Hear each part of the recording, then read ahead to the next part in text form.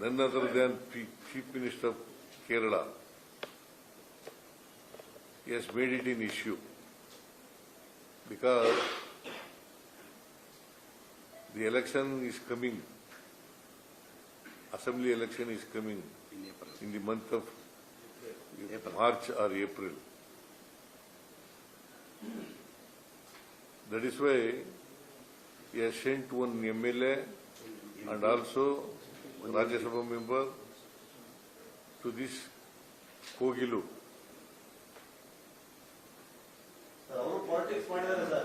It is purely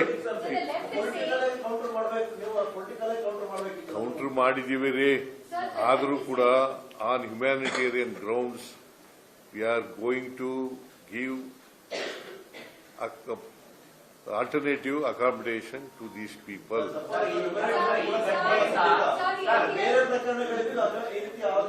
ಅದು ನೋಡೋಣ, ಅದು ಆ ಕೇಸ್ ಬಂದಾಗ ಅದು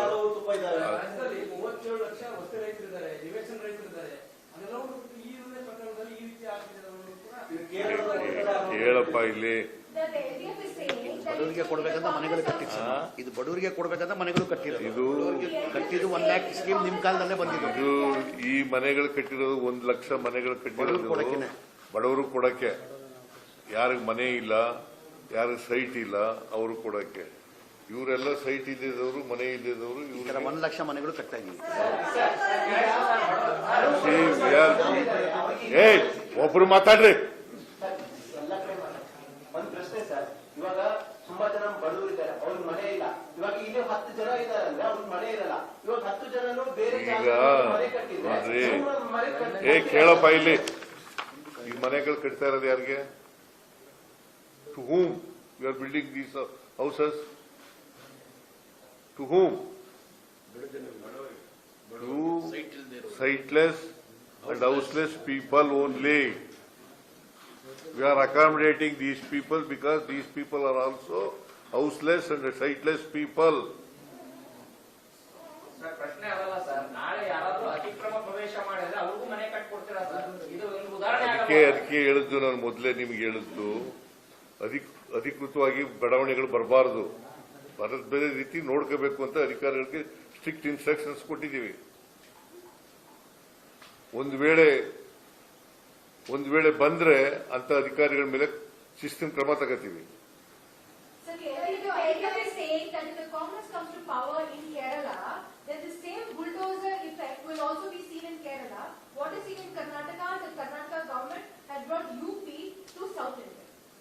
No, it is not correct.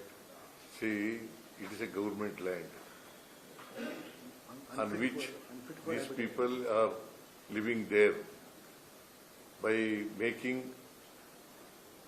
temporary sheds, and they have been demolished by the corporation.